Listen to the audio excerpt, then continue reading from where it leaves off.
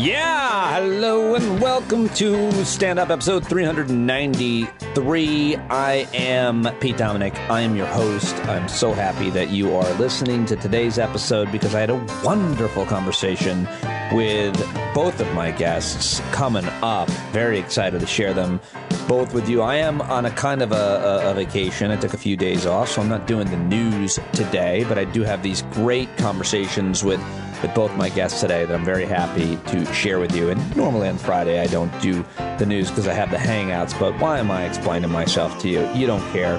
You are here to learn along with me, laugh along with me, and I have two great guests. Did I mention that? Dr. Sara Kamali joins me for the first time. She's a stand-up first-timer joining me today. Her new book is called Homegrown Hate: Why White Nationalists and Militant Islamists Are Waging War Against the United States. Fascinating conversation with this scholar and author coming up. But first, it's my latest conversation with Christian Finnegan, and we went all over the place, as we always do. Covered a little bit of the news from the weekend, but we talked about all kinds of different issues, and as always, just a great conversation to have with him. And so very happy to share that with you. Hey, listen, this podcast is free, but it's not cheap. Can't do it without your support. So please sign up for a paid subscription if you haven't already, because that is the only way for me to keep doing this. And just go to the paid subscription link in the show notes, in the opening of every show notes, or you can go to patreon.com/Pete Dominic. All right, let's get it started right now with comedian and cultural commentator, I like to call him. He has become one of my closest friends over the past year during the pandemic, and before that, always respected him as one of the best stand-up comics in New York and in the national scene. You've seen him on the Chappelle show. He's got so many stand-up specials and albums, and he was on a sitcom, Are We There Yet? And he's just a great writer, a great guy, a hilarious comedian, and a really good friend. He's on Twitter at Christ Finnegan. You should follow him there. Here is my latest conversation. It's Finnegan Fridays, every Friday. My only really regular steady guest, it's Christian Finnegan right now. This meeting is being recorded. When the woman says this meeting is being recorded, Christian Finnegan, you hear it as my guest, right? I do. I actually didn't realize it was the Zoom. I thought somebody just walked into your little studio and told you that it was being recorded. The jerk shed that you named it? Yeah, you named it that, shed. And a lot of people picked up on that one time, and it's pretty much stuck. Seems like T-shirt material, live from the jerk shed. Did you ever sell merch outside of your albums? No, I tried. It just is not. I'm feel very not a uncomfortable. salesperson. Yeah, and I'm not good at that kind of stuff. I should have. My wife, who was doing PR at the time, like really tried to, inspire me to do that. And I even came up with some T-shirt ideas, but it just nothing ever felt right to me. Which explains a lot about my career. Well, listen, standing behind a table and selling T-shirts and stuff, it can be weird, especially when no one buys anything. And you're just standing there, and it's so brutal, just brutal to stand behind a table with merchandise and no one's buying it. No matter, I would never buy a comedy T-shirt. I mean, I would personally. I mean, and your trust me, catchphrase. If there's people listening out there who have like a Gaffigan T-shirt or whatever, it's like, I'm not saying it can't be done with dignity and that there's something wrong with wearing them or selling them. I just wouldn't personally. And so like I would wear music T-shirts, but I just never with a comedy T-shirt, it can't be funny. It can be amusing. It can be wry, but it can't be funny, or else you just look like a silly person. So as we're talking about this, I just got this picture up on my phone where my daughters go to camp in Lake George. There are these really, you ever see these, pretty blatant, cheesy, but, sexist and kind of racist, T-shirts, sayings? They have a lot of them in the Adirondacks at these gift shops. And here it is. I don't know if you can read that, right? It says, "Will sell wife for beer." Oh, of course. Yeah. I mean it's so... Who's getting that shirt? Sometimes you'll see a guy wearing that shirt. "Will sell wife for beer," and he's with his wife, and yeah. I never... I'm the bitch. That's her. That's me. I'm the wife. Oh, I'm sorry. No, I was conflating two things in my head. I was thinking of the one that I see upstate sometimes, which is somebody on a motorcycle, and it says, "If you're reading this, the bitch fell off." Oh, God. Oh, yeah. Those kinds of bumper stickers and T-shirts. It's fun. That's a whole industry, and that's to me why I could never do comedy T-shirts, because it's like, at what point do you tip over into that? To me, the only reason you do them is just to kind of, so people can kind of have a memory, like a token of the show. And that I understand. I could just never really find the right bit or catchphrase that didn't make me wince. So you've had a major personal accomplishment or threshold this week. First, a few weeks ago, you have open heart surgery, and now you get glasses. A lot of change in your on your body. Congratulations on the glasses. I know you always wanted them. Thank you. The glasses are really just distract from the utter girth I have attained over the past 16 months. Fat meaning, not that my penis has gotten larger. No, they're just readers. They're just readers. But I have never had glasses in my life, and I always wanted them my entire childhood. I wore fake glasses for a while in high school, the John Lennon ones, the little circular glass. All right. But, once I got to college, that felt just a little too pretentious. But I can officially say that I have decayed enough that I am in need of... not even bifocals. They're just like crappy little readers. But, I like them. They make me feel smart. When you wore the fake glasses, did you live in a kind of fear that people would find out? Yeah, a little bit. That would give me anxiety. At this point in my life is when I was going to performing arts high school. So everyone there was full of shit in 8 different ways. So it was just like, oh, what's your affectation this month? Mine is I'm scarf guy now. Or I just bought a leather duster. Or, my hair is purple this week. Right, and there's nothing wrong with any of those things, but that was sort of my entire high school was people like that. Like, the only sport that anybody played at all was ultimate frisbee. Like, our musical theater classes counted as our phys ed requirements. There you go, stage movement. Yes. So it was not a lot of, there was... not a lot of judging for being a pretentious douche, because we were all pretentious douches. I've never talked with you about that, but that sounds like a very, I hate to say a cheesy phrase or something, but it sounds like a very safe space. Like, if you're the, quote, weird kid, the theater kid, the non-athletic kid, the goth kid, you get isolated, minimized, and marginalized. Not everywhere, not always, but I think it's pretty common. But if you're at a school where everybody's kind of allowed to, fly their freak flag, then... it's almost a competition of who can fly theirs the highest. What was it like? What's that like? Was there still bullying and marginalization and stuff? Yeah, but there was bullying around different sort of things. First of all, I was only there for 2 years, but they were my favorite 2 years of my life. That's awesome. Like, I love that place. Walnut Hill School for the Arts in Natick, Massachusetts. Yeah, it was only 2 years of my life, but it meant a lot to me. And the school is only like 165 people total. And it was basically prodigies and fuck-ups is what the school was. It was, Taiwan's greatest junior cellist and Keith, who got kicked out of 3 schools. So I guess that means he's a painter.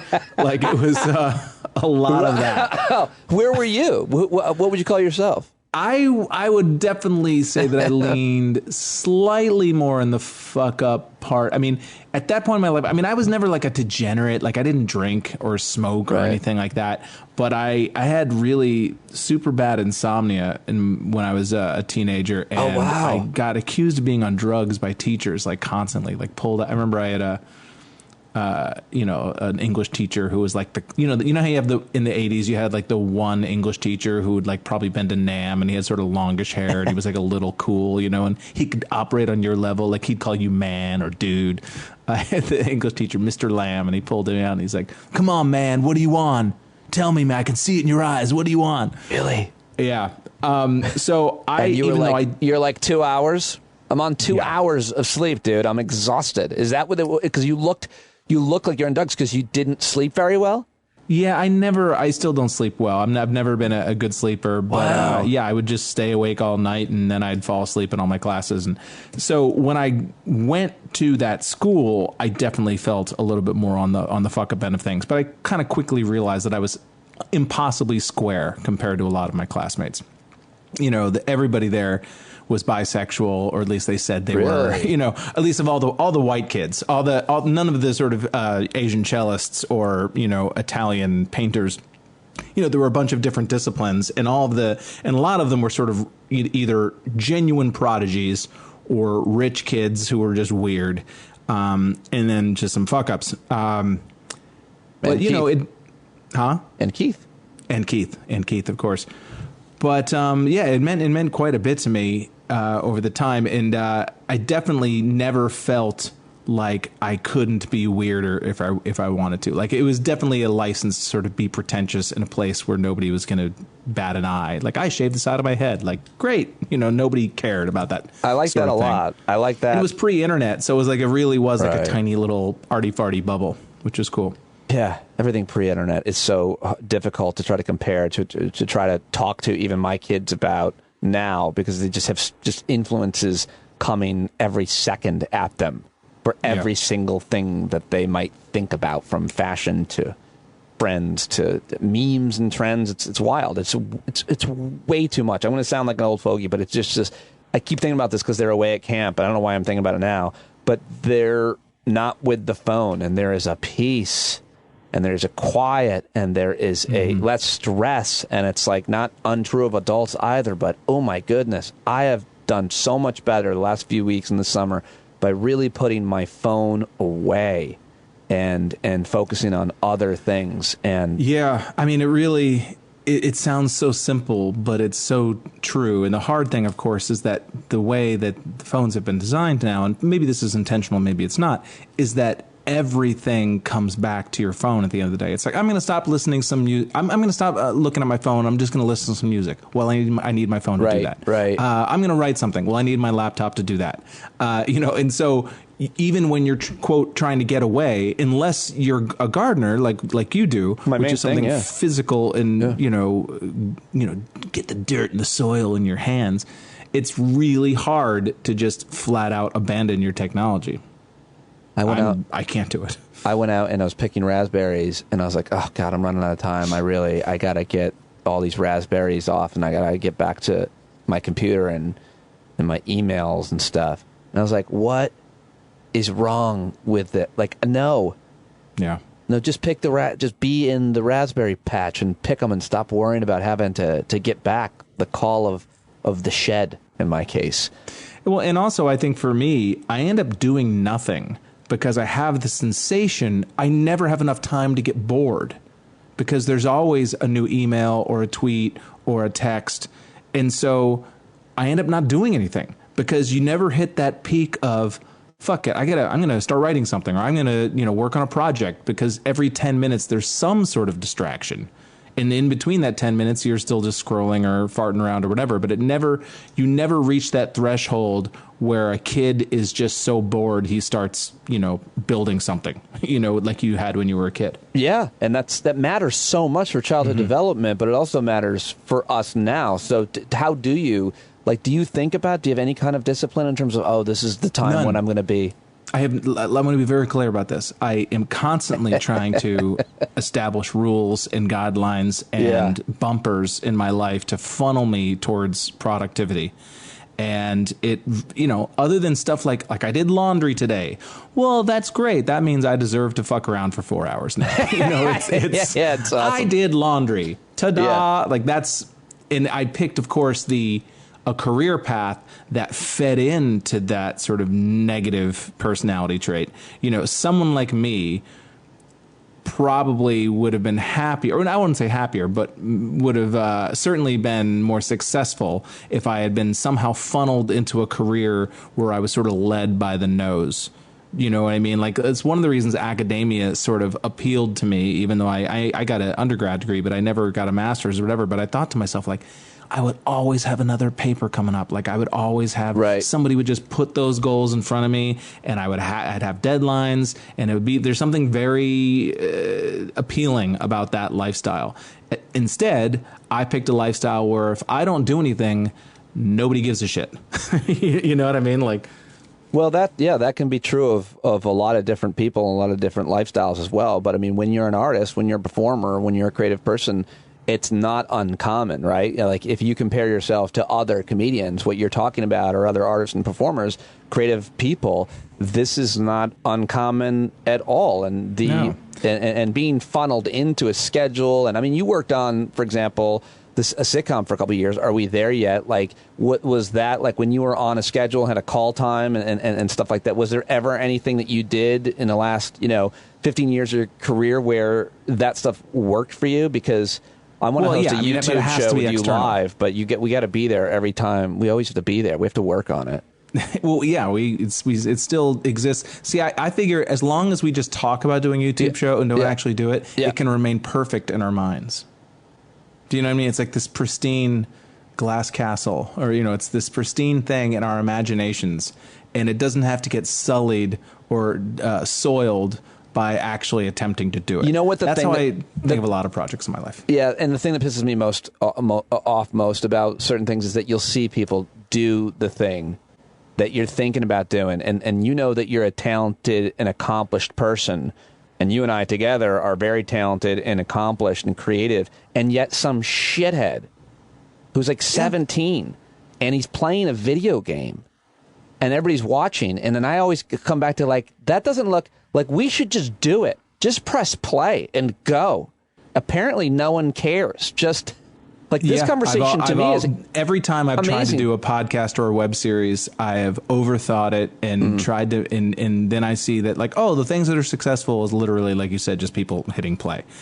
And, that is the world we're living in. I still think that I live in a 20th century mindset that I'm waiting for someone to give me the thing to do as opposed to just going out and doing it. One of my favorite things my dad says, I think is really funny when he gets frustrated with technology. He's like, I was fine with the old technology. The 90s were I was fine with that. No complaint. Didn't need to change it. Yeah. I mean, I think that is it is now. Consistent generational feeling. Sure. Well, yeah, but it's changed so much now. And but I'm telling you, in 8 years, there are going to be then 25-year-olds being like, I was fine with TikTok. TikTok was great. Yeah. Why does anyone need Flim Flam? TikTok was wonderful, or whatever the next thing to come down the pike it's definitely going to be Flim Flam. How does that work? What does that app do, by the way? Pretty excited don't ask me to be funny. It's too early in the day, Pete. Pretty excited about really Flim Flam. It's just you selling really shit. set me up to yes and that bit, and I just couldn't do it. It's I'm fine. sorry. I'll try. It's selling stuff, but the person who buys it never gets it. I don't think it's going to take off. I think it's a bad idea. But also though you're dancing while you're selling it. Fine. There's got to be some dancing element to it. It's sold. So Sharks, here's my pitch. I wanted to ask you about, as always, a couple news stories. I do want to say I thought it was really funny. People get into their favorite show, their favorite podcast, and this is a daily show, so people, they get into a rhythm and they like things, and folks like having you the last day of the week. They love this conversation the last day of the week. But one guy, I forget who was it, said it was bothered that if you're not the second guest, he wants you to be the last guest, the last voice podcast that he hears. And I just thought that was the best compliment in a funny kind of way. So, well, I appreciate that. I mean, I appreciate it in the sense that thank you to that person, but I also appreciate it in the sense that I think I know maybe what he's trying to say is that this is a dessert conversation. Hopefully. And that it shouldn't be the main course. Like, kind of the way that stand-up works. Fried chicken is great. Ice cream is great. You can eat fried chicken and then ice cream, but you can't have ice cream and then fried chicken. Right. Do you know what I mean? Yeah. That pick the salty and sweet foods of your choice, listener. And so I think that generally speaking, I mean, obviously we have heavy conversations, but they're not as substantive as the conversations you have with, immunologists and legal experts and things like that. And so maybe that's what that person is trying to say, that it's like, this is kind of the silly talk. Well, after the educational stuff. I think that you help us think about things in an original way, and you synthesize a news story or a life experience. We were talking about earlier with school, or even insomnia, that I think makes people feel like a warm bath. It's been described that way. They're just like, yeah, oh, okay, that now I understand the way he's saying it, or he does that too. So anyway, I'm now getting to your interpretation of a few things from this week. How much attention did you pay to, and how much attention do you generally pay to, like, space travel and those? I mean, there was a lot of interesting reactions. Billionaires are going to space, and why can't they pay a living wage before they go to space? Or why shouldn't we be spending money and investing in taking care of problems that we have right now, like climate change and, you know, those types of reactions? Did you have any of those or something different? Did you care at all? Was it a big deal that Branson flew to the upper sky? I mean, on a personal level, just in terms of how I'm going to spend my time and energies, what I read about, what I don't read about. Yep. I care somewhere between not at all and less than not at all. Somewhere in that general field. I don't blame other people for caring.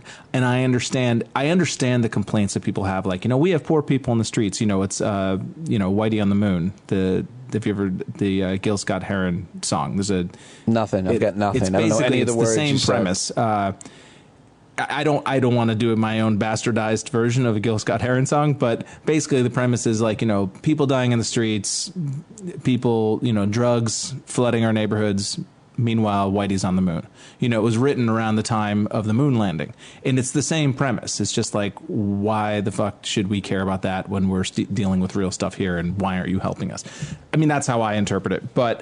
And I totally get that. But I would say to people that this kind of thing, the space race, exploration once upon a time, I'm sure back 1,000 years ago, somebody was like, why do we need to find other continents when there's so much, you know, we have so much trouble here on Eurasia. Right. Why are we trying to find a new world? You know, I get that, but it is in man's DNA, and I'm humankind. Yep. I'm using man in the way it used to be, sort of a unconscious little slight bias there, but it is in the human DNA to try to reach the stars, literally or metaphorically, you know, to explore. Right. And so that is always going to be the case. And quite frankly, I would prefer it to be done under the auspices of NASA, so that, you know, whatever yield space provides, it does not immediately become privatized. Right. But if we were all paying for this with our tax dollars, you'd probably hear just as much, if not more, of an outcry. You know, like right now you got the, billionaires going to space. Well, what if you had Joe Biden up there announcing that he was going to send somebody to space, meanwhile voting rights is being attacked across the country? Right, you know, so It's a damned if you do, damned if you don't thing. But I think it's going to happen regardless. So I like it. I for someone who's not, you know, necessarily paying that close of attention to it, but that's a lot of great kind of perspective. I think it can be kind of a unifying organizing principle for a culture. Maybe not when it's done by a private company like this, but I think that it can be sort of not a rally around the flag thing, but a rally around the species sort of thing. Yeah. That there's something about, you know, I mean, everybody was watching when the Challenger exploded, and the reason we were watching is because this woman, you know, an average person was going up to space. It meant a lot to people, and for people who are younger, you know, as you might, I don't, spoiler alert, didn't go so well. Little underwhelming. Do you remember her name, the teacher's name? Chris McAuliffe. Yeah, it's burnt. That name, like, I can never forget that name. Yeah, I think that if you're in our generation, it'd be really difficult to remember that. How old are you again? 45. 45. Okay. Yeah. So I'm surprised, honestly, that I'm 48. So it's like, you know, we watched it in class. It's like Cato Kalin. Yeah, exactly. The important cultural figures not at all. I might have interrupted you with your point there, but I do want to. I wasn't. I was just babbling. I did think when you said the Whitey and the moon thing, my brain went right into, I wonder if a black person will ever walk on the moon. And then I thought, if a black person is an astronaut and lands on the moon, it would be the greatest. What's the word called? But if that black astronaut took a knee at the flag, that's what I started thinking about. Oh, the think pieces. Imagine the think pieces. The ultimate knee taking in that case. So what do you think about, how are you thinking about how closely are you paying attention to kind of the resurgence of COVID, given the Delta variant and the kind of stagnation of the vaccine initiative? And because to me, it's just so frustrating because we're doing a really good job, but we ran out of steam on the vaccine. People just decided they're still not going to get it, despite, the statistics and the news that they're hearing. And it seems there's good news and bad news, I think, from my completely uneducated perspective, is that I want to hear your perspective, though, even if it's uneducated, because to me, it's like, how close are you paying attention to this news story?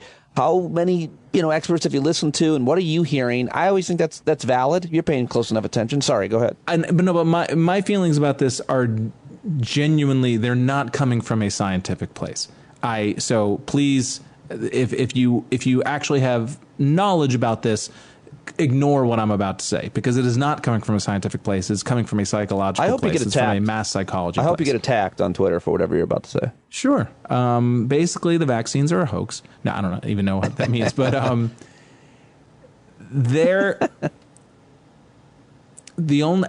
if people start dying in droves, like if one of these variants really goes around like wildfire and starts killing unvaccinated people, that could be a kick in the butt. And I'm not saying that would be a good thing, but I'm looking at various ways. I think it is. Some people are, I think, around the edges. I just read what you're saying. But I'm saying once, yes, in small numbers or numbers that are ignorable. But I mean, if it were to start happening in ways that were impossible to ignore, that might shake at least enough people out to maybe get towards herd immunity or something like that. Perhaps. Secondly, people aren't going back to masks. I don't think. I've been I tried to be as safe as possible over the course of 2020 into mid 2021. Yep. I'm not an anti-masker. I'm very proud of the way I conducted myself and my wife conducted herself, and this safety and concern. You were in masks before anybody was. I was in masks in 2018. I was like, and I was like, it's a kind of an indie mask. You probably never heard of it. Exactly. I followed you. I mean, we called them face coverings back then, and all the sort of the normies started calling them masks. Normies. Oh, the normies. So I mean, but why do you think that? Why do you think that we won't go back to masks? It seemed like maybe I could see it both ways. I don't know. Why do you think that? Because there's a third of people. There's a third of the people in this country who are stridently we're never gonna wear masks. And I don't know what the exact number is, but there's like approximately a third of people that were never going to wear masks, or whatever. And then there's a third of people that if you tell them to wear masks and then tell them not to, then tell them to again, like they will follow that order most of the time. In fact, they probably never stopped wearing masks. There's that third. But then there's that third in the middle, which I think I'm on the edges of. There's just not, people worked really hard to do the right thing for a year and a half, and almost a year and a half. And I don't see any chance of enough people going, unless there's literally people dropping dead in the streets, unless it's like a Walking Dead situation. It's just people like, no, I did it. I did everything you told me to. I got vaccinated. Yep. I was safe with people. I'm sorry. I've done what I could. Right. And not only that, I don't see what wearing a mask now would do to help anyway. If it didn't work the first time, why would it work this time? What is my going back to wearing a mask going to do to affect these idiots who refuse to help themselves? I'm not saying that is my point of view. I'm saying I think there will be a crucial wedge of people for whom that is the sort of general idea. And it'll be enough to kind of counteract the usefulness of trying to reinstitute mask mandates. And I just think that they won't bother trying to do that to people. I think there will be not riots in the street, but I think there will be just sort of an eye roll that will be felt across the country, just like, fuck you, and I just don't see people doing it again. Yeah, I think you're probably right about it. I haven't really thought that much about it, or what if anything? I mean, scientists. I'm sorry to interrupt, okay. but immunologists, virologists, these people, they'll give the guidance that they know to be correct because it's their business to know these things. But they're not psychologists. They're not mass psychologists. They're not thinking about the other stuff. They're just saying medically you should be wearing a mask, and that is all they can do. And I think enough people were willing to listen the first time around, but you're not going to get more people the next time around. You're only going to get less. I feel like the next biggest thing will be to see what happens when young people start returning to schools, because there's going to be a fight on masks there, since most of them probably still won't be able to get vaccinated. I mean, any 12 and under. So, I mean, I saw it a couple days ago, at QED,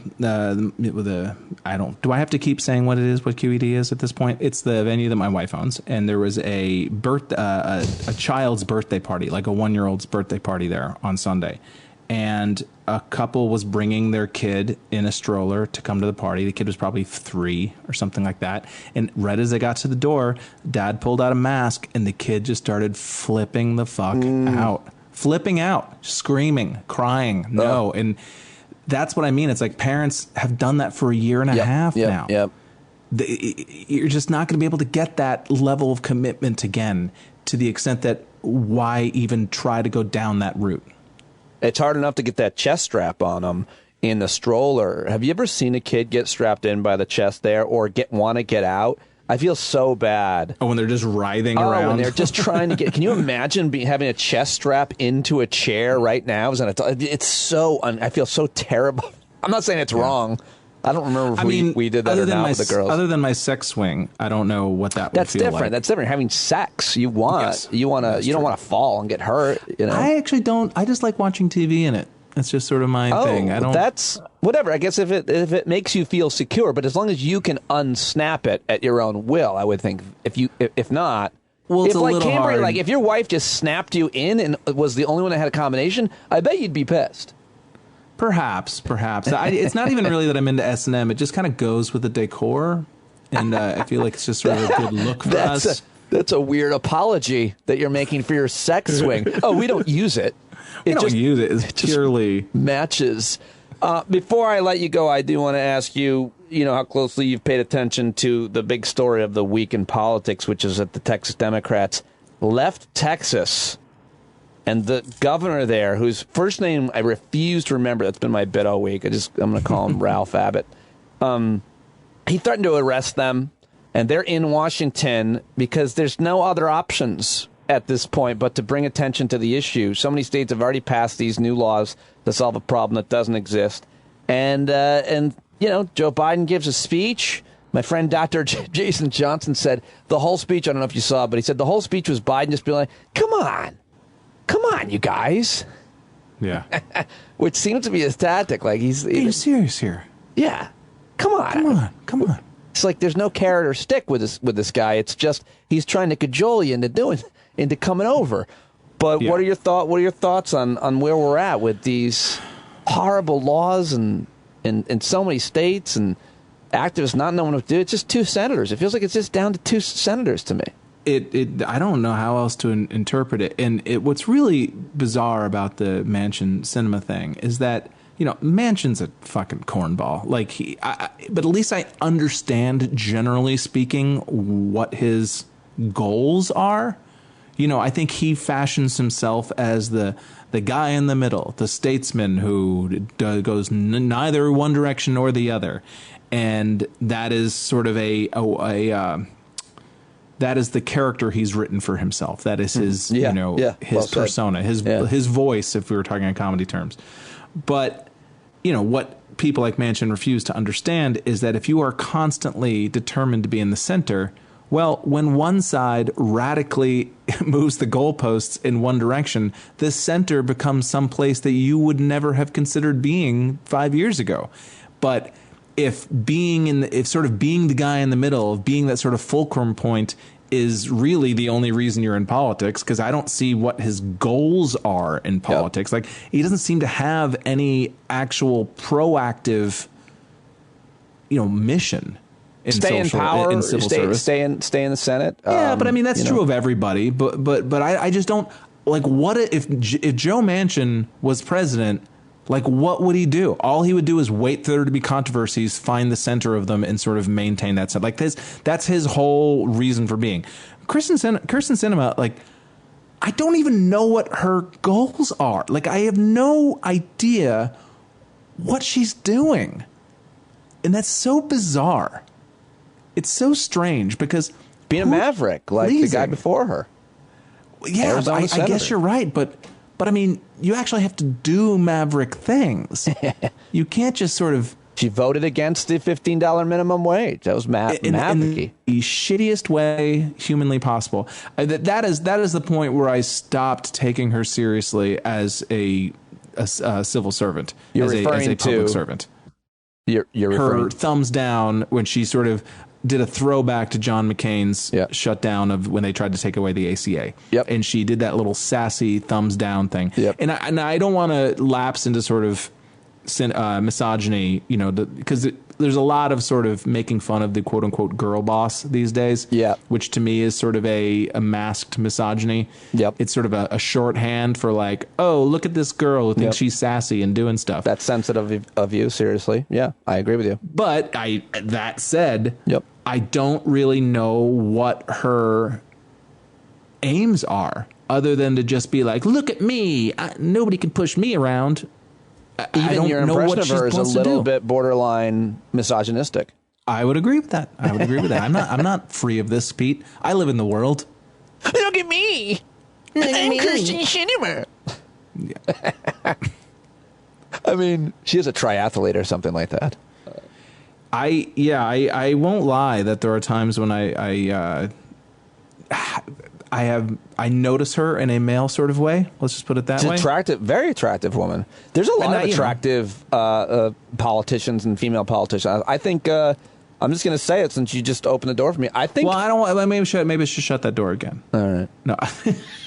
I just think. No, tell me who. Well, I'm attracted to really smart, strong, opinionated women. I think I've gotten more attracted to them as I've been doing this show because I interview, you know, these intellectual academic types, and I get really kind of attracted to that type of woman. My wife is, I think, that type of woman in a lot of ways as well, but and my wife has no problem with me talking about other women and who I'm attracted to and reasons why, but I'll tell you, Jen Psaki. That woman... I've seen a lot of that online. Because I've always thought she was a cute woman, I suppose, and I followed her at the State Department, but I never thought anything until I saw... It's similar to watching a woman or a man, whoever you're attracted to, play a guitar on stage. I used to do a joke about this, like, even if the woman was, like, I wasn't attracted to her physically, as soon as I hear that angelic voice and she can play guitar... I think she's real sexy. Same thing with comedy or with this woman, Jen Psaki. She goes behind that podium and she just handles her business. I like how she does it. It's a power dynamic, you know. Yeah. Which is nothing. I'm not saying it is a bad thing. It exists in all sexual relationships, power dynamics and whatnot. And so, I get it. I mean, I kind of came to a conclusion. This is something I realized before I met my wife, but it definitely underscored when I met her. I'm attracted to women who get shit done. Maybe because I struggle with that, but I used to have a joke even before I met my wife that I was so attracted to PAs, like anybody with like a headset and a clipboard, like a hot girl. Film set, production assistant. Production assistant. Yeah, like any girl with like a headset and a clipboard was just like.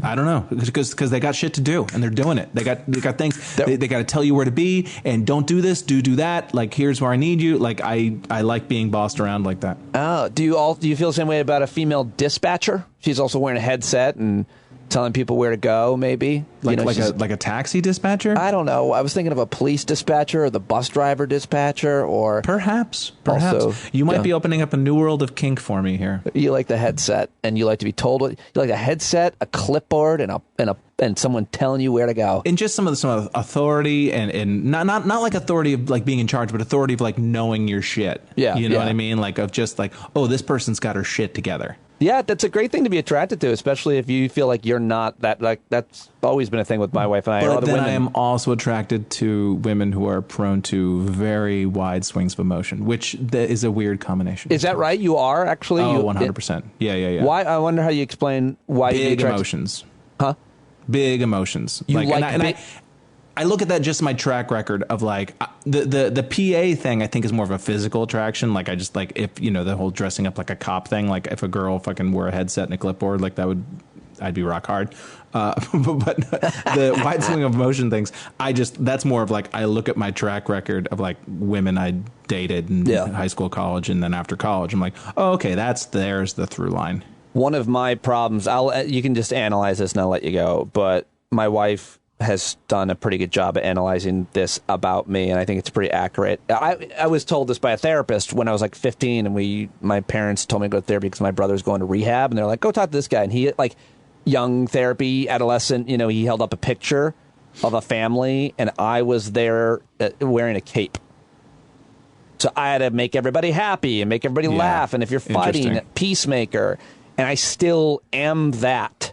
And my wife has been very clear. She's like, you can't make me happy. She actually, I'll never forget, she sent me a video of Will Smith saying this when I learned this about my wife or something. And it really hit home with me because I've always tried to. And so lately she's been miserable about the weather. She gets frustrated and upset. The weather bothers her a lot. And I've learned to be like, just at least this time, there's nothing to say. I still find myself saying, maybe it'll clear up. But, like, it's not my... Like, if she's upset about the weather, there's nothing I can do. I can't do anything about that.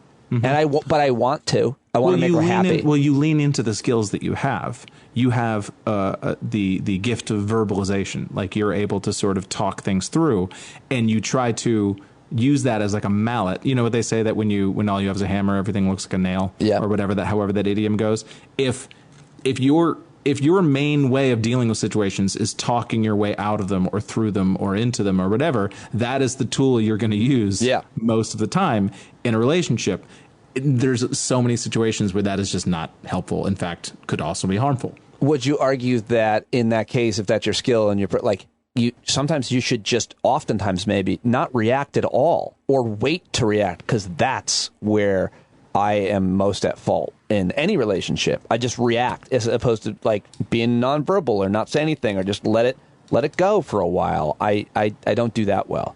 I try to do that, but I've kind of come to this revelation. Sorry about that. There's a little noise in the background. I have kind of come to this revelation in the past few months that I think will help me in my marriage in the future and might be helpful to somebody. Cool. Is that see what your partner instinctively does for you and do that. Don't do what you think you should do. Do what they do. Because basically, we're all looking for someone like ourselves, essentially. And we're never going to get that. But we're all looking... I want someone to be nice to me. Like, I want somebody to sort of give me a hug and pick me up and, emotionally pick me up and sort of be in my corner and support. And so that's instinctively what I do for my wife. But that's not really what makes a difference to her. She appreciates it. It's absolutely necessary in a relationship to have those things. But the things that actually get her to like appreciate me and to be thankful and grateful for me is when I do stuff for her, because that's how she operates. That's her quote unquote love language or whatever it is that check shit off the list. I went to the grocery store. I hung that thing up that you wanted hung up. Like, do those tasks. Yep. And I'm not saying that I succeed at this, but it was kind of a revelation I had. That's like, oh, if I want my wife to be happy, if I want her to appreciate me, being in her corner and telling her nice things and being emotionally supportive, while helpful in the grand scheme of things, is not going to get the actual reaction from her, as opposed to, oh, I just checked off all 10 things that you had on the to-do list. That is, and for her, and we actually had this conversation. It was like, I love that you do stuff and you kind of figure out tasks and whatnot. I would probably be more appreciative to you if you were just more like I am. You know what I mean? That if you were kind of more my cheerleader and what I always say is that I'm her emotional Sherpa. That I kind of just I love that. I love that. I carry all the emotions that she doesn't have room for. That's very sweit. Yeah, that's a lot. And so too. It's like I would personally, I said, if you were to do that kind of thing for me, I would probably be more verbally and, visual. Like, I would be more appreciative of you in a way that you would notice. Oh, that's great. And then she left. And then I believe she lives in Phoenix now. No. Well, that's really, really great advice. And it literally happened today. Just quickly, I wanted to plant these 4 tomato plants that I had gotten because mine cherry tomatoes didn't work, Christian. But my wife wanted me to put in my daughter's new air conditioner. So when she comes back from camp, she has a working air conditioner. And I didn't want to do that. I wanted to do the tomatoes. And I was like, ugh, I better do the air conditioner because that's what she wanted. And she was so happy when she came home and saw it and it was done well. She's like, it looks great, too. Like, she was so happy. It's exactly what you were saying. And I didn't really think about it until you... See, this is why I like talking to you. And I'm sure she loves cherry tomatoes. I'm sure she loves cherry tomatoes. She does. And, you know, but that's not going to get the reaction that you're looking for, which is the, oh, my God, Pete, you're the greatest. You know what she did to me? I had all these cherry tomatoes last year from the garden. She went to the grocery store and bought tomatoes. I was so mad. Were they as good as yours? I grew all these tomatoes for you, and you went and bought tomatoes? Yeah, that feels... Were yours not ripe yet? I was not seen, and neither were my tomatoes. Yeah. Yeah, see, that's where she needs to take some notes then, because if somebody's growing like, you tomatoes... Oh, my God, I'm so sorry. Not only do you need to eat them, you have to be like, oh, my God. Like, that you have to do that. Oh, yeah, you do. You definitely do. You're right about that, and I've been on the other end of that. I'll demand that you react. I grew that cucumber. Christian Finnegan, thank you for so much of your time. I really greatly appreciate it, and so does everybody else. I can tell you that right now. Thanks, dude. All right, what did I tell you? So great, as always, covered a lot of ground, went all over the place with the great Christian Finnegan. Please follow him on Twitter at Christ Finnegan right now. Okay, my second guest is the author of a new book called Homegrown Hate, Why White Nationalists and Militant Islamists Are Waging War Against the United States. Her scholarship and activism address how interlocking institutions of power oppress the many while maintaining systems of privilege for a select few. She is a holistic justice activist, a public scholar, and an author, and I'm very happy to have her joining me for the first time here on the program. Also, you should follow her on Twitter at Sara Kamali, Sarakamali. Here now, my conversation for the first time ever, her debut here on Stand Up, Dr. Sara Kamali. All right. Well, I'm very excited to have her on the show now, and I will say she's given me some great advice. We've been talking, and I've really enjoyed our private conversation, and I'm very excited to share a conversation about her book and all the research and experience that she's put into it. Dr. Sara Kamali, really great to have you on Stand Up for the first time. I've so enjoyed our conversation so far. I'm glad I just got to hit record and we're finally getting to it. Congrats on your book. Thank you so much, Pete. I am truly delighted to be here with you, and I've also enjoyed our conversation. Good. Thank you so much for your time. Homegrown hate. This is kind of, I don't want to say, is this your life's work? Have you been studying this this subject matter as a scholar for most of the time? Yes, I would say it's the culmination of my life's work at the intersection of white nationalism, security, as well as intersectional justice policies. Intersectional justice policies. When I'm reading your book, it's easier when I'm reading it. When I've listened to some of your interviews, you say stuff, and I'm always like, unpack that a little bit, because I also want to learn about language and which is the most effective language, things like white nationalists. But intersectional, what'd you say, policies? Yeah, intersectional justice policy. So the way that I discuss it, and of course, intersectionality is a term coined by the great legal scholar Kimberly Crenshaw. Yeah, she's so great. And it really discusses understanding people through a holistic lens, through multiple identities. And when she was applying the term, she specifically used in order to understand the experiences of Black women in particular. And since then, since the 1980s, it's really become a term to understand people as whole human beings. And the reason why I somewhat refrain sometimes from unpacking terms is because very often when I'm speaking to an interviewer, they'll say, well, that's an academic thing. Let's talk about, X, Y, Z. So, and I'm good at dumbing some of that down, too, because I think that when you say, somebody might be like, it's all woo-woo whole person. But no, we're talking about, it's important to talk about people's entire experience in life and the different kind of categories that they identify with: female, Black. Let's forget minorities. Let's say I'm a white man with a disability. That's my whole experience, right? Isn't that what you mean? And so we need to talk about that person and the people that are are dealing with those issues in a different way. How am I doing? Exactly. So contextualizing the human, the individual's experience within the context of education, of ability, of gender identity, of however it is, by centering that specific person's points of view and experiences. So not assuming things. And just like I'm trying, just like we're talking about holistic justice and centering people's points of views and contextualizing every individual, because we know that our own backgrounds and our own experiences and our own interactions and our own zip codes, for example, have shaped who we are today. So too must we contextualize white nationalism and understanding why January 6th happened, for example. That didn't happen in a vacuum. We need to contextualize it. So we need to understand the history, the politics, the sociology, the economics, all of that. And I feel like the thing that you're not saying, and maybe if I interrupted you, get to it, but like we need to understand these things. So in my opinion, we can create policies and opportunities and solutions. That's how you do it. You understand the intersectionality in this case we're talking about, or you understand white nationalism or any of these things, and then you can start to offer solutions and policies and opportunities to help people go away from hatred or go towards any better opportunity they might have available to them in life. Exactly.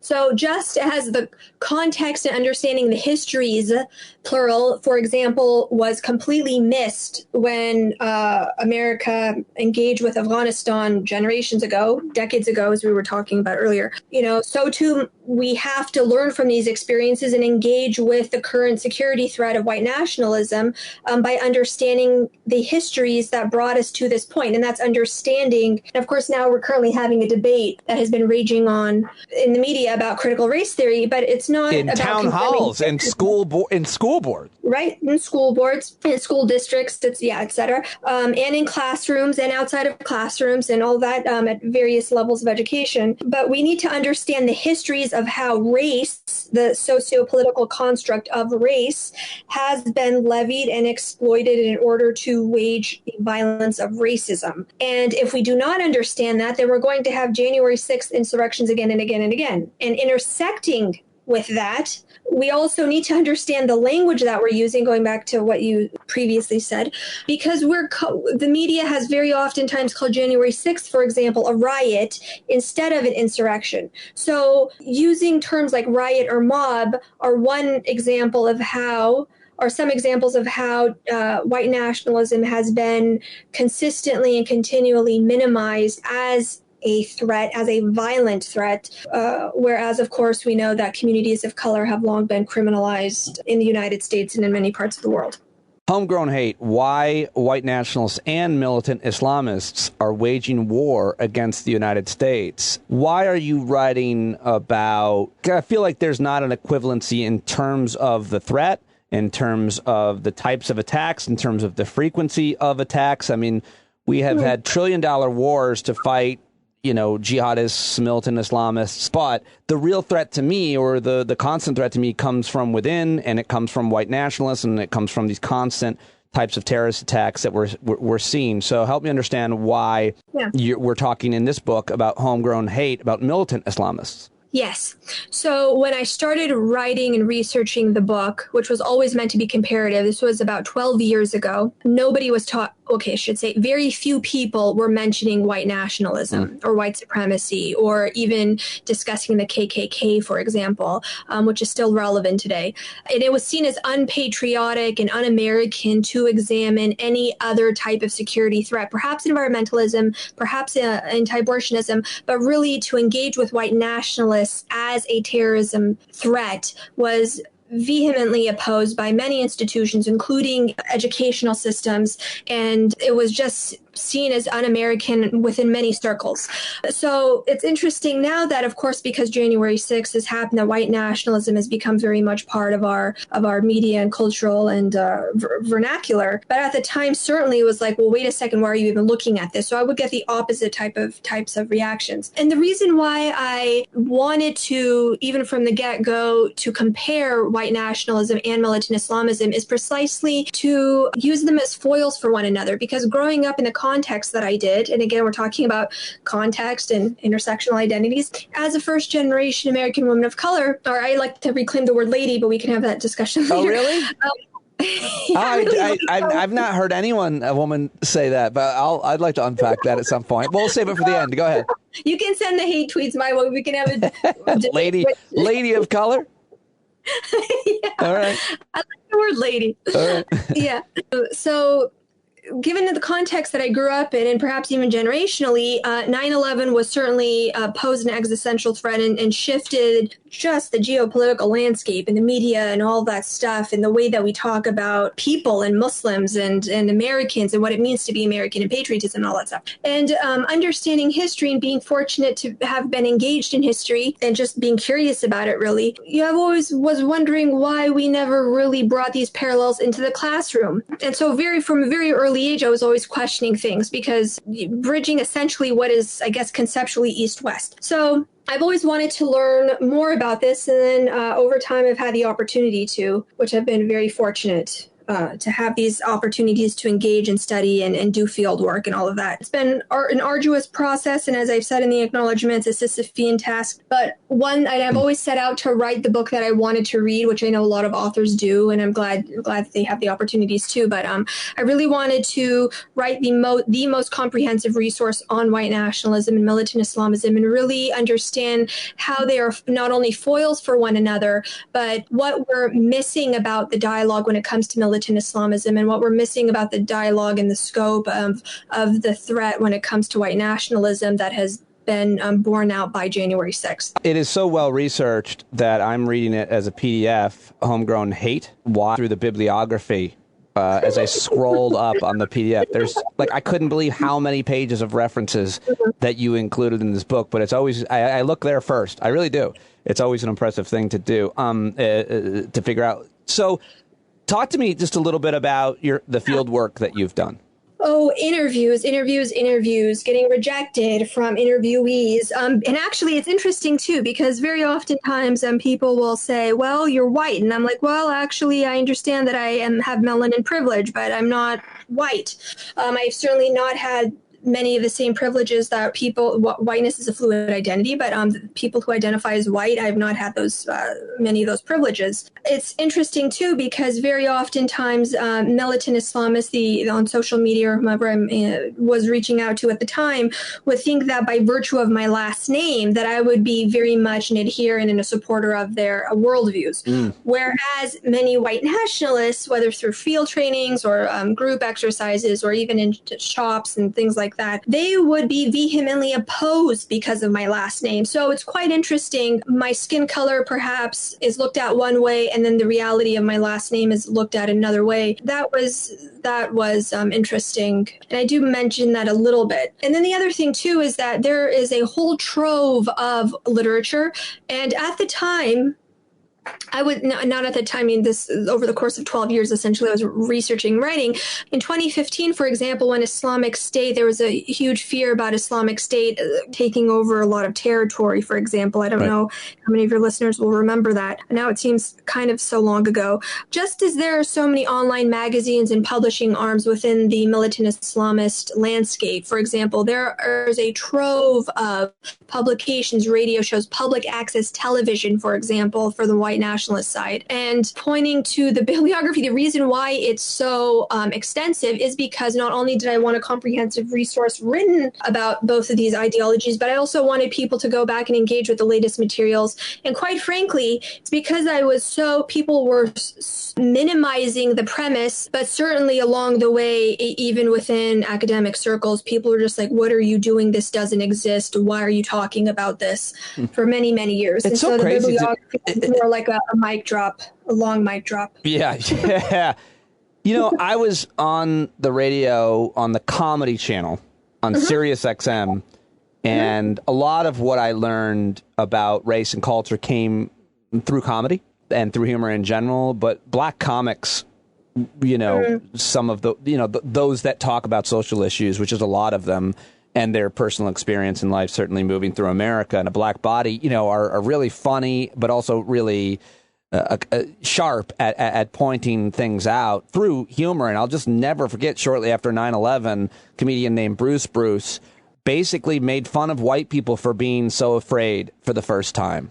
And he then started talking about how black people forever in America were terrorized in the worst kind of ways, like way worse than Al-Qaeda terrorized America. Al-Qaeda crashed those planes in the building and it was horrible. But the Klan came to your house, dragged you out and hung you by a tree and made sure you didn't vote and did all kinds of horrible things in your home to you and your family. And before that, obviously, slavery and horrors of that. And it's like, it's just a really talk about two Americas, brown folks and especially black folks, not to mention other minorities, really had a completely different experience and relationship to terrorism than a lot of, black folks even see police officers as terrorists and than white people. And to help me understand where we depart there and how I think this is a good point to talk about, like white liberals especially.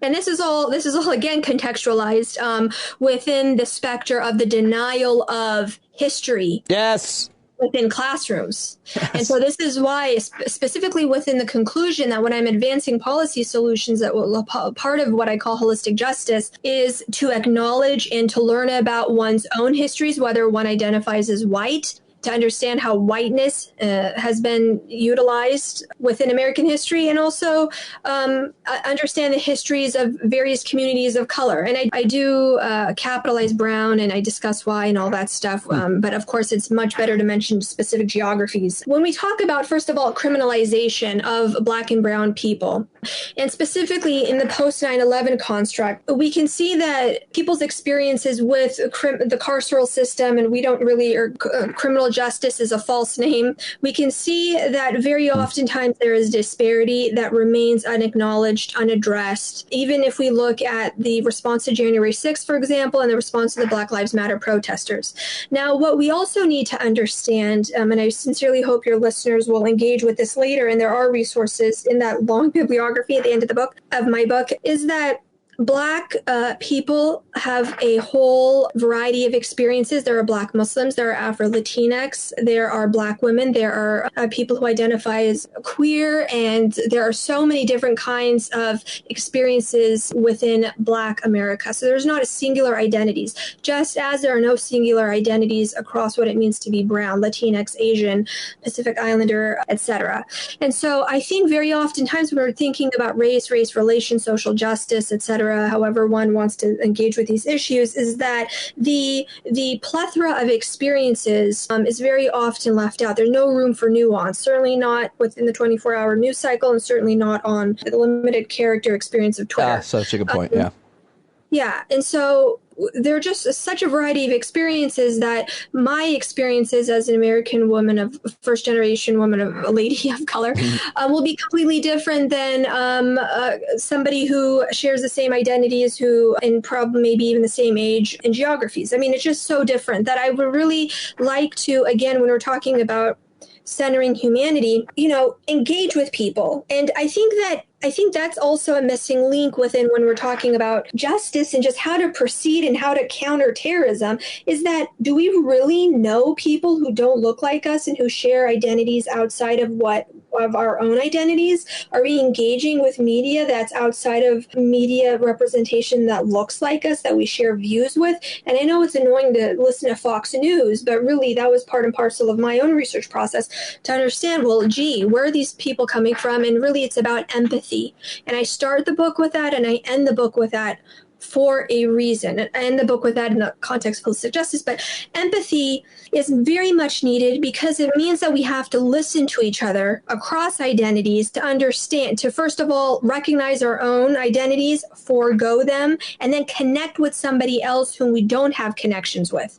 And whether that's just talking to your neighbor, or whether that's making a new connection, or whether that's, following somebody on Twitter you wouldn't necessarily follow, or however that is, we need to actively make those connections outside of ourselves, or else we are going to be doomed to repeat these cycles of violence.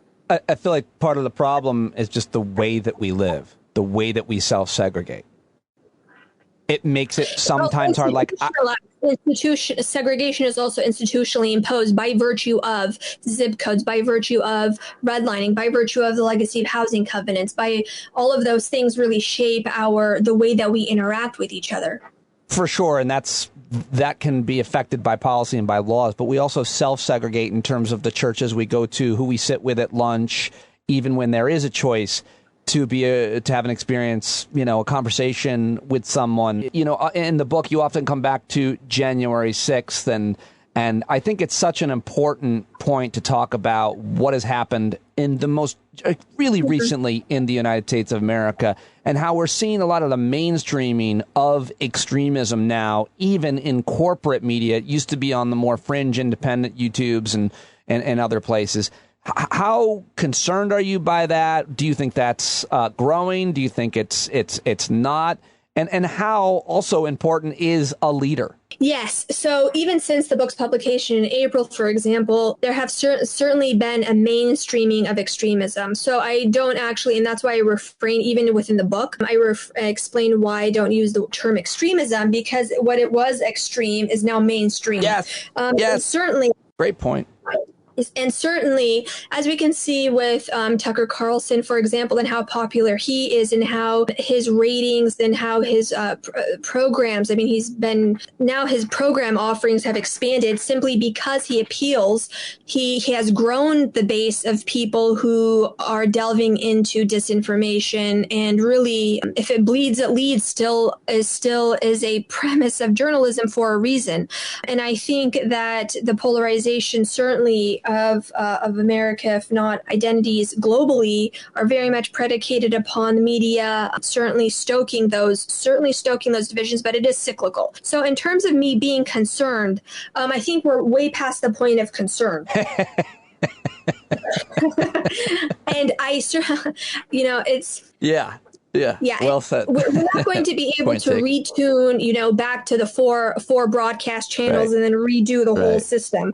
So again, I think that's why I am discussing more about the solutions, because really when we talk about solving division, solving white nationalism, preventing another insurrection, we're going to have to do the work that we want to see, but we're going to have to do it ourselves. And that's going to be very hard to do. I didn't say it was going to be easy, but certainly reaching across the divides and understanding the context, which is why I wrote the book, will be key to preventing another insurrection, but also dampening, bridging divides. And I'm not saying that we're all going to be kumbaya and really united under one flag, but there's currently a debate on that for your listeners about what the flag means, etc. That was recently gone over by many people for July 4th. If there's one thing that my book does discuss at the end, while it is, people have told me over the course of the past several months how dismaying the topic is, etc. But it's necessary to and essential to understand both white nationalism as well as militant Islamism, because one has been minimized and the other one has been portrayed as an incredibly intrinsic threat. We are going, and the message of the book also is to empower the individual to affect the world for positive change around her, themselves. Yeah. And so when we think about going back to what your earlier point was, I know I didn't fully address it at the time, but when we think about white liberal complicity specifically, and that is something that I talk about as part of the justice-based solutions in the book, not only when it comes to national security policy, but also about decentering terrorism from national security and looking at it from public health, from education standpoint, because I think very oftentimes people think that they're doing enough, and to know, especially if you have white privilege, you're not doing enough. And it's not me blaming anybody. It's looking again, and we talked about this a little bit previously, but it's looking at the legacies of Martin Luther King and Malcolm X, and they were much more similar towards the ends of their respective lives than people often think. And both of them discuss the role of white liberal complicity in terms of dampening and preventing true equity and justice from advancing. And so it's interesting too, because when you mentioned that when people are sitting down for lunch, I hope we get to do that perhaps one day. And also the context of work, or however it is across communities. I know obviously people are suffering right now with a lot of job loss. But whatever it is, however you choose to engage, it's up to people with privilege to reach out and make those connections. And so there needs to be a sense of empowerment, and not out of a white savior complex, not out of look at the good I'm doing, hey, look at me, but out of, okay, this is how I choose to engage with the world, and this is how the world is going to change. Because the person in privilege has the moral and ethical responsibility to make those connections and to empower the under-resourced, or to empower people. How do you convince people who have a recoil at the word privilege? There's a lot of polling. There's a lot of data. I recently had a conversation anecdotally with a man that told me that women actually arguably have more privilege than men. So that's gender, which is, it sounds to me like a foreign language, but that's his opinion. That's what he thinks. And then when it comes to color, to race, to ethnicity, there's a lot of polling that says white folks think that they have a harder time in America now than black. And it's like those type of ideas and statistics to me are terrifying, because it's like, well, I don't know how they got to that, what grievance they have attached to, who told them that. But that's a tough thing. It's a tough issue to talk about. People really don't like this word privilege. They don't like a lot of words. Yeah. They don't like a lot of words, and they don't like to. Yeah. It's hard when you can't even. Yeah. And I mean, Ta-Nehisi Coates, for example, he has a lot of great things, of course, to say, but I think the video was in 2017, and he was discussing why white people specifically feel the need to use the N-word. So there are a lot of things that people don't like with skin color privilege, or melanin privilege, as I call it. And there are a lot of things where they cross the boundaries because they are exercising their privilege. So anyway, so that's might be something for your listeners to look into later. But in terms of convincing people, I'm not in the job of convincing people. I think it's absolutely impossible to convince anybody else. What I would like to do, however, is to encourage people to critically engage with how they're thinking. So what exactly does privilege mean to them? And perhaps for those people who are polled, who are vehemently opposed to privilege, well, maybe every one of them may have a different definition of what privilege is. So what does that privilege mean to them? And what exactly, for the person you were talking to about how women have more privilege than men, what exactly did he mean by that? How has he experienced that? And really, I would ask them, what I like to do in classrooms, outside of classrooms, when just talking to people I know, is to engage with their thought process. And I think that, if people are willing to talk about things, then they're willing to somewhat engage. And it's not about changing minds, because nobody can really change the mind of another person. But what you can do is ask a person to engage with the process of their thinking. Yeah, I think that's what I did by accident, because I'm more on trying to convince people and trying to argue. So I was arguing with this kid who I was telling you about, who I've talked about on the podcast, and hopefully I'm going to have on. And this weird thing happened where he said, I asked him questions about this privilege, this idea. This is him saying that women have more privilege, and he said he had 3 points, examples, and they were all crazy. Sara, they were just, to me, like, what? But what happened was he felt heard, and he had a harder time demonizing me, and I'm the enemy to him. And in the end, we had this kind of very, inspiring connection. And I don't know what happens there, and I'm not sure what the result is, the conclusion is, but it sounds like kind of what you're talking about. And I just wasn't expecting that if I just asked him questions and asked him what he thought about things, that he would somehow feel like respected and heard, even though his answers to me were very offensive. Well, I mean, that's absolutely the attitude that I've had towards engaging with all different types of people with homegrown hate with the interviews, because I never came to the approach as, oh, well, that's stupid, or why in the world would they think that, or that's important. I would always say, okay, well, their views matter to them. Let me understand what their views are and why they think the way they do and what they believe the way they do. So it's a respect, not for the ideas, but just for the sake of, perhaps not necessarily respect, but it would be striving to understand the context in which they believe what they do. And so I think it's very just important to engage.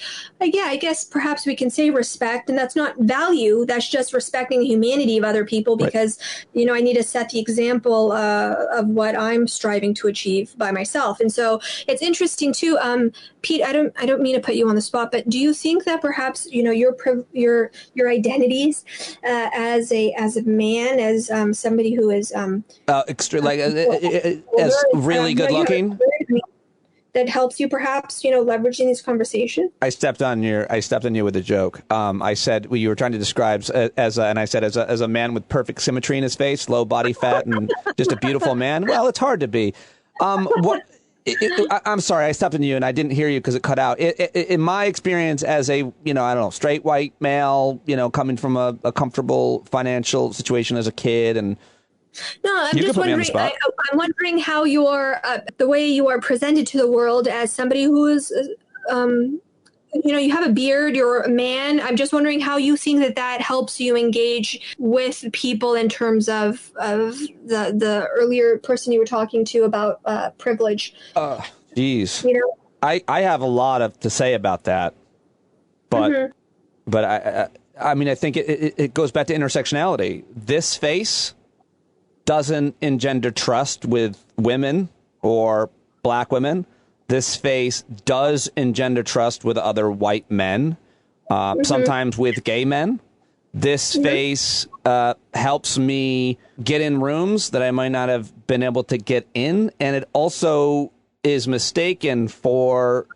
often mistaken for one of them. So when if you don't really know me or something, so I'll hear other white guys that just got together with a bunch of my high school friends say things they probably wouldn't say in front of women, in front of people of color, and then I get to choose how I want to respond there. But I think there's this, a lot of code switching that happens for me with this face, given just the fact that I really try to come into all these situations with curiosity. But it also, this face did not help me the day after Trump was elected, because I just felt like I had to go around and apologize. It wasn't me. It was the first time I ever felt discriminated against. I was like, I know I look like a Trump supporter, but I didn't, and so I think I don't know if that is kind of the answer you were looking for, but I feel like it's different in different rooms and with different people, for sure. No, I appreciate your ability to reflect. I think that sets an example for a lot of people, particularly who may share the privileges you do. And I think it's really great that you're leveraging your privilege to access those kinds of conversations. And while I don't believe that we can change minds, I certainly think it's great that you're engaging with the dialogue. Yeah, I feel like sometimes it's really important to realize that you have to build trust with certain people that are, members of certain communities. And so I've gotten, I think, good at making fast work of that, and then knowing that they're waiting. I haven't, they're not trusting me 100%. I said a few of the right things, and now my, actions have to follow for days, weeks, or maybe a longer time with such certain people. But going back to the book, and I'll wrap it up with you here, I'm just so enjoying talking to you. If I can get two more questions. One of the things that you cover in the book is why there's a disproportionate number of white nationalists in the military, in U.S. military, and in law enforcement. How much research did you do on that, and what are the conclusions that you come to? Years of research. Conclusions are that institutionally, these are places that foster groupthink. Now, I want to be very clear that I'm not stating that everybody in the military and anybody who wears a uniform is going to identify as a white nationalist. That's not what I'm saying at all.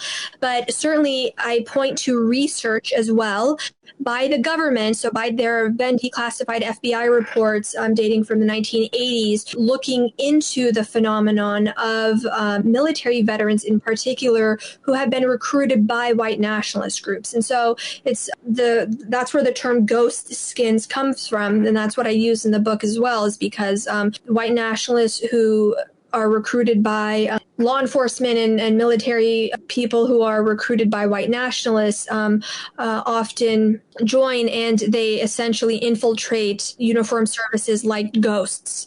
And there's a reason as well that then, that was 1980s report. And then again, going back to January 6th, we can see that there's a disproportionate number as well of uniformed personnel represented amongst those who are arrested for participating in the insurrection. Yeah. Crazy percentages. So, and then since then, there's been a 90-day stand down ordered by the Secretary of Defense. There's been a review. There have been recommendations within the strategy, Biden's counterterrorism strategy that was released not so long ago. And so this is a prevalent and intrinsic, or I should say embedded challenge to the uniformed services. And even if we look at the history of the KKK, for example, that started by Confederate soldiers. So again, we need to understand the history in order to understand the context, in order to understand how to best shape policy solutions that will be effective, sustainable, and strategic. How did you find the research into military and law enforcement? Because my understanding is there's not a lot of good research because it was politically incorrect to do such research, to look at the issue of white nationalism or white supremacy in law enforcement, in the military. It's I don't know, it reminds me of, the gun issue. The gun lobby won't allow for the research to be done. So is it sound? Is there a lot of good research on that? Because it feels like it gets stifled when one tries to get funding for it, one tries to do a study. Well, funding was well nigh impossible for many years, and that's really why it took 12 years to write the book. Wow. So, and again, going back to how it was deemed unpatriotic, and then given my own background as a first-generation American, it's like, well, what are you doing? You should be proud to be here. And I'm like, well, this is patriotism, is to reflect and to build. And of course, now we're having these discussions quite openly as a country, however divisively. But my name wouldn't be on it if it wasn't sound, and hence the long bibliography. So I really wanted to make sure that everybody knew I was crossing my I's and dotting my T's. And certainly it's a necessary issue, and hopefully future public scholars and future people who are practitioners as well, and I see very much there's a nexus between scholarship and policy, will check out the bibliography and see where they can expand. And I firmly believe in supporting present generations and also making space, creating space for Black women specifically, as well as other women of color. I think it's very important, and that's something that is very often, to go back to the research experience, if we look at who is being quoted in the media, for example, and who is being quoted by the Post and the Times and all of that. So if we think about that, and if we look at that, I mean, we're very much seeing the same names. So I really do hope that the context of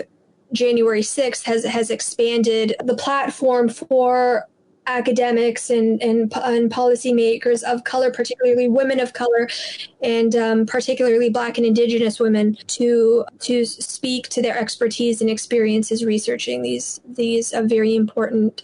I couldn't agree more with that, and you see I think a lot different outcomes for sure when you have those types of leaders.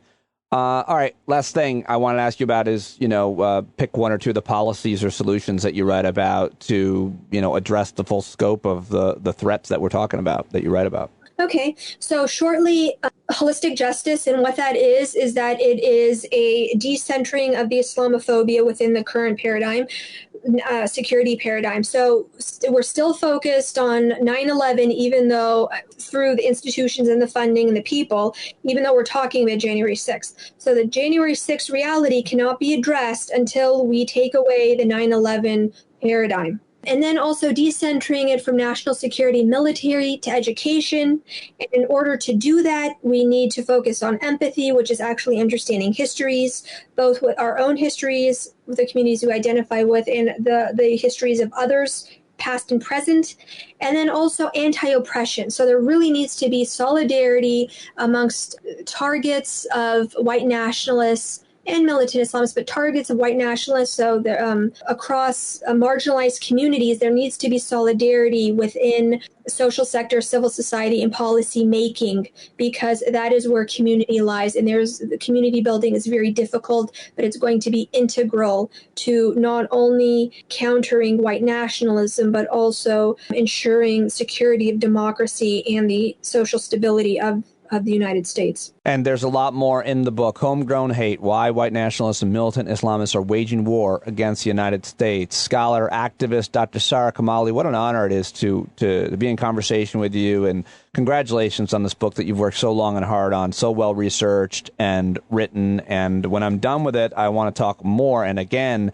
And there's unfortunately a lot to discuss here these days, and you're a great person to talk about it with. Thank you so much for joining me. Oh, it was my honor and my pleasure. Thank you so much, Pete, for your thoughtful questions and for your kind words. And I'm sending my best wishes to everybody who's listening. Thank you. Stand up. And that's it, folks. That is the show. I'm recording the ending here on my phone up in Lake George, and I forgot to record the ending in the studio before I left, so here it is. I don't even know that it's necessary, and I haven't even talked for like hours, so I have to clear my throat, so I really just think I'm wasting your time. Thanks so much for listening this week. I really appreciate it. I love you guys. You're the very best people ever that ever existed for listening to this podcast. Thank you, beautiful people. I love you. You're not alone. I'll see you on the Discord. I hope you have a great weekend if you're listening on Friday, and I will talk to you next week. Thank you. Take it away, John Carroll. They had to stand up. They had to stand up. They had a keen imagination for a crystal ball, drawing all the plans of a stand up. But all they had to go on was the time they were in, with other causes for laws, and since they weren't even sin, they knew that change was gonna come before the change could begin. They had to stand up. All right, they had to stand up. We got to stand up. We got to look the devil square in the eye. We gotta let him know it's his time to go, and make it clear when all we hear is a lie. Why you lying awake wondering where the money all went? It'll be the cost of freedom that'll go unspent. You can see him flee the scene of that experiment if you stand up. All right, we got to speak up. We got to reach up and raise your voice in every way you know how. Don't be toes up, you got to show up. Ain't no better time to do it but now. No need to pledge allegiance to no wanton tribe. Rise up and show obedience to the voice inside, and listen well and it'll tell you not to run and hide. It says stand